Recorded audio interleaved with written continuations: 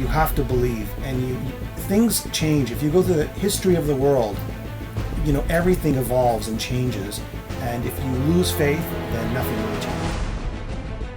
Do you feel abandoned by the federal government when it comes to Bill 14? We have a history of this country of not defending minority rights. Going back to Trudeau, Bill 22, they didn't use the veto power. Going back to Bill 101, Trudeau didn't use the veto power. Under Section 90 of the Canadian Constitution, Ottawa has the right to veto any legislation that it seems is unjust or unfit. Why are the people we are voting into power doing anything? He doesn't need as many votes as you believe. I think he's probably one of the first prime ministers in a long time who actually became the prime minister with the least amount of votes and seats in Quebec. So if anybody was to use this veto power, it would probably be Harper. Just a couple of weeks ago in the Suburban, it was Erwin Kotler who mentioned that Bill 14 is a horrible law.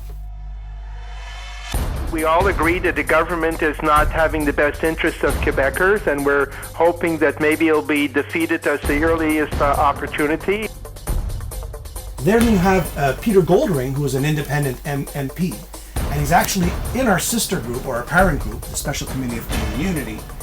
Him too, he sits with us and he says he's willing to bring forth a bill to vote on should the federal government use the power of veto or the disallowance. It also sets a precedent in the rest of Canada about search and seizure. I mean, what's next? It could happen in Ontario, right? You're absolutely it's a right. precedent. That's what's very frightening about this right. one aspect of Bill 14, That's where right. a language officer can walk into your place of business unannounced, basically take whatever they want. And Pat, thank you very much for the terrific call. Thank you. Take whatever you want, have you charged without even you being aware of that fact. Yeah. Very, very dangerous bill.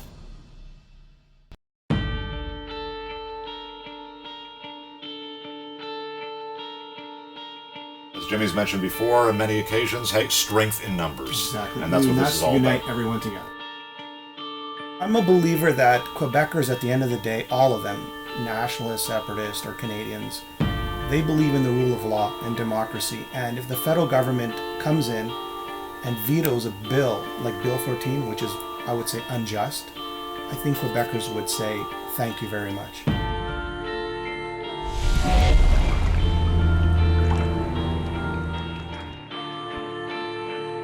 It's amazing how you get on the radio or you get in front of the TV and you tell everybody about this disallowance power that the federal government has, a legitimate power. And then right after you get these pundits coming on saying, no, you can't do it, you can't do it.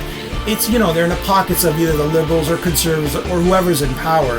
And they're always trying to downplay this use. However, after how many 100 years it's been in the Canadian Constitution, no one has ever decided to just eliminate it. It's still there, and it's there for a reason. If we infuriate the separatists, if we do something against Quebec, we stop their laws in any way or form, there's going to be this surge of separatism, right? Nothing could be further from the truth. The Clarity Act was passed in 2000, and you had all the pundits go on, you had all the politicians go on saying, and it was a Parti Québécois government in power at the time, they said, wow, we're going to separate. There's going to be another referendum because of this.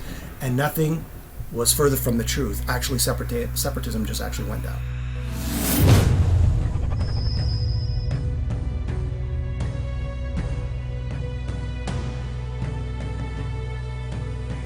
I'm here to explain the power of veto, how the federal government has the power to disallow any provincial legislation that it seems unjust.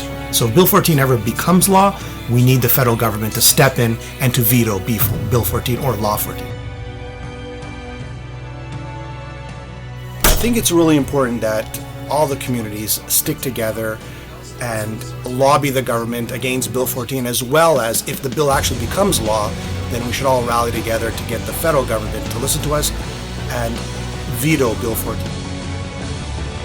Bill 14. You know the deal by now. In case somebody's forgotten, Bill 14 would give more power to the language police. It would remove the bilingual status from towns with less than 50% Anglophone population. It hurts military families. It hurts Francophone students who wish to pursue higher education at an English school. And here's a good question.